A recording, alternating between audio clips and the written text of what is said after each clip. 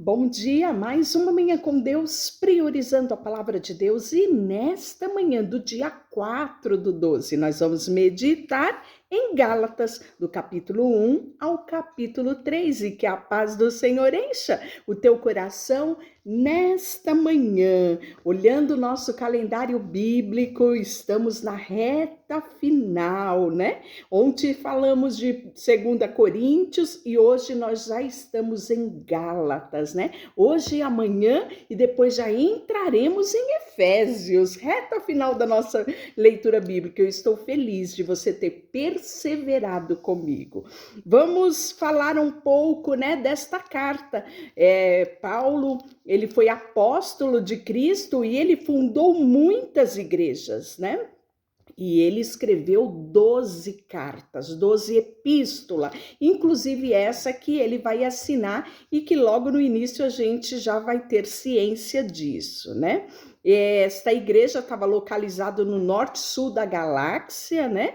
E era uma igreja onde tinha muita influência cultural greco-romana, então havia ali muitos membros de partidos legalistas, né, e que queriam trazer uma confusão no meio da igreja. Então, Paulo, na sua segunda viagem missionária, né, ela foi escrita, né, nessa segunda viagem missionária de Paulo, e ele vai começar dizendo: Paulo, apóstolo não da parte de homens, nem por intermédio de homens algum, mas por Jesus Cristo e por Deus Pai, que ressuscitou dentre os mortos. A todos os irmãos, meus companheiros e a igreja da galáxia, graça vos dou, a outros a paz da parte de Deus nosso Pai e nosso Senhor Jesus Cristo, o qual entregou a si mesmo pelos nossos pecados para nos desarraigar deste mundo perverso, segundo a vontade de nosso Deus Pai, a quem seja a glória pelos séculos dos séculos. Amém. E aí ele vai falar, por conta dessa grande confusão que havia, né, no meio desses legalistas, influenciadores, havia uma inconstância de Gálatas, né, dos irmãos, e Paulo vai aqui falar a respeito disso. Admira que estáis passando tão depressa daqueles que vos chamou a graça de Cristo para o outro evangelho, o qual não é outro, senão que há alguns de vós que perturba quem querem perseverar no evangelho de Cristo. Mas ainda que nós, ou mesmo o anjo vindo do céu, vos pregue um evangelho que vá além do que vos tenho pregado, seja anátema. Assim como já dissemos, e agora repito, se alguém vos prega um evangelho que vá além daquele que recebeste, seja anátema. E aí ele continua: porventura procuro eu agora a favor dos homens ou de Deus? Ou procuro agradar a homens? Se agradar ainda a homens, não seria servo de Cristo. Faça-vos, porém, saber, irmãos, que o evangelho por mim anunciado não é segundo o homem, porque eu não recebi nem o aprendi de homem algum, mas mediante a revelação de Jesus Cristo. Porque ouviste qual foi o meu proceder. Outrora no judaísmo, como sobremaneira eu perseguia a igreja de Deus e a devastava. E na minha nação, quanto ao judaísmo, avantajava-me muito da minha idade, sendo extremamente zeloso com as tradições dos meus pais. Quando, porém, ao que me separou antes de eu nascer e me chamou pela sua graça, aprove revelar seu filho para mim, para que eu pregasse entre os gentios sem detença. Não consultei carne ou sangue, nem subi a Jerusalém para os que já eram apóstolos antes de mim, mas parti para as regiões da Arábia e voltei outra vez para Damasco, né? Então, Paulo aqui, ele está falando da trajetória dele, né? De como ele era, né? Também legalista, defensor das tradições judaicas, mas ele teve um encontro extraordinário, né? E é interessante que ele fala assim, sendo extremamente zeloso com as tradições, quando, porém, ao que me separou antes de eu nascer e me chamou para a sua graça, não é? Ele fala do encontro que ele teve, né, com o próprio Jesus ali na estrada de Damasco. E aí nós vamos ver ainda no capítulo 1 que Paulo vai a Jerusalém, a Síria e a Cilícia. Decorrido 3 anos, então, subi para Jerusalém para avistar-me com Cefas e permaneci com ele 15 dias. E não vi outro dos apóstolos senão Tiago, irmão do Senhor. Ora, acerca do que vos escrevo, eis que diante de Deus testifico que não minto. Depois fui para a região da Síria e da Cilícia. E não era conhecido de vista das igrejas da Judéia que estavam em Cristo. Ouvia somente dizer: aquele que antes vos perseguia, agora prega a fé, que outrora procurava destruir. Glorificavam a Deus ao meu respeito. E aí, nós vamos ver no capítulo 2, o apostolado aos judeus e aos gentios. Então, nós vimos que o evangelho era anunciado a todos. Alguns com a missão de pregar aos próprios judeus, né? A gente viu isso, o próprio Pedro, quando ele teve que ir lá no Cornélio, o centurião Cornélio, que confusão dentro dele, precisou o próprio Deus se revelar e pedir: olha, vá à casa de Cornélio, não é? Porque ele estava muito ligado ali ao judaísmo, as pessoas da sua raça, né?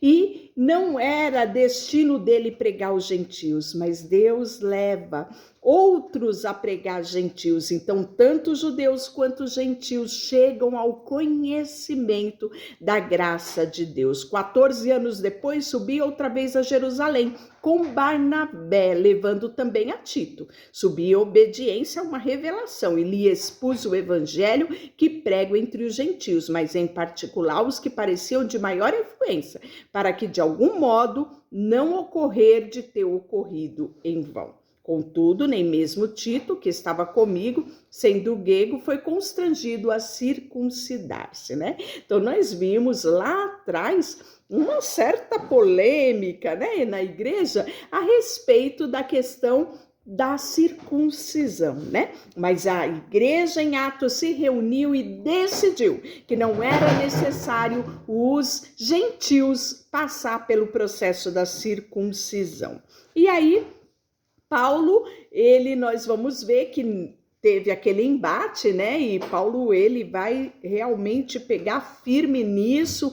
E aqui nós vamos ver que Paulo repreende a Pedro, dizendo a ele que a justificação é pela fé em Cristo Jesus e não pela circuncisão. Quando, porém, Cefas veio da Antioquia, resisti face a face, porque se tornara repreensível. Com efeito, antes de chegarem alguns da parte de Tiago, comia com gentios. Quando, porém, chegaram, afastou-se. Por fim, veio apartar-se, temendo os da circuncisão. Então, ou seja, como judeu, ele estava ali no meio de todos os gentios, mas quando ele via chegar outro judeu, não é? E ele, para fazer aquela política da boa vizinhança, resolvia se apartar do gentio. E Paulo vai combater, né? Esse tipo de coisa. Ele vai combater essas duas caras, né? Essas fachadas que eles tinham, né? E quando, porém, vi que não procedia corretamente segundo a verdade do evangelho, disse a Cefas na presença de todos: se tu, judeus, vive como gentil e não como judeu, por que obriga os gentios a viverem como judeus? Olha só o que ele diz aqui, né? E nós vamos ver que Paulo vai ser sempre autêntico nisso, né? Para que o evangelho não ficasse preso às tradições, mas que ele alcançasse todos os povos. No capítulo 3, Paulo apela para a experiência dos Gálatas, né? Ó Gálatas insensatos, quem vos fascinou a vós outros, ante cujos olhos foi Jesus Cristo exposto como crucificado? Quero apenas saber isto de vós: recebeste o Espírito Santo pelas obras da lei ou pela pregação da fé? Sou assim sensato, que tendo começado no Espírito, estejais agora vós aperfeiçoado na carne? Terás sido em vão que tantas coisas sofreste? Se na verdade for em vão, aquele, pois, que vos concede o Espírito, que opera milagre entre vós, porventura o faz pelas obras da lei ou pela pregação da fé, né? Então aí, diante do primeiro versículo onde ele fala, ó Gálatas insensato, você já começa a ter uma ideia daquilo que Paulo vai, né, puxar a orelha dos Gálatas, né?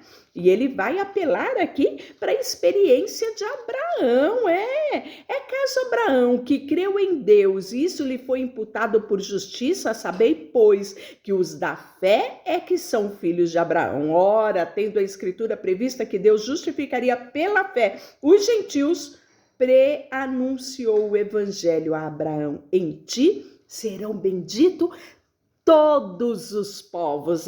Tá lá em Gênesis 12:3, né? Então, não ficaria restrito apenas ao judeu, mas todo aquele que crer e confessar Jesus como seu Senhor e Salvador será salvo. Deixa eu orar por você. Senhor, nesta manhã, colocamos diante de Ti a nossa vida. Obrigada porque o Teu sacrifício alcançou a todas as nações, toda a humanidade, e todo aquele que reconhecer a Ti como Senhor e Salvador será salvo. Colocamos diante de Ti tudo que temos e somos, em nome de Jesus. Amém. Deus te abençoe.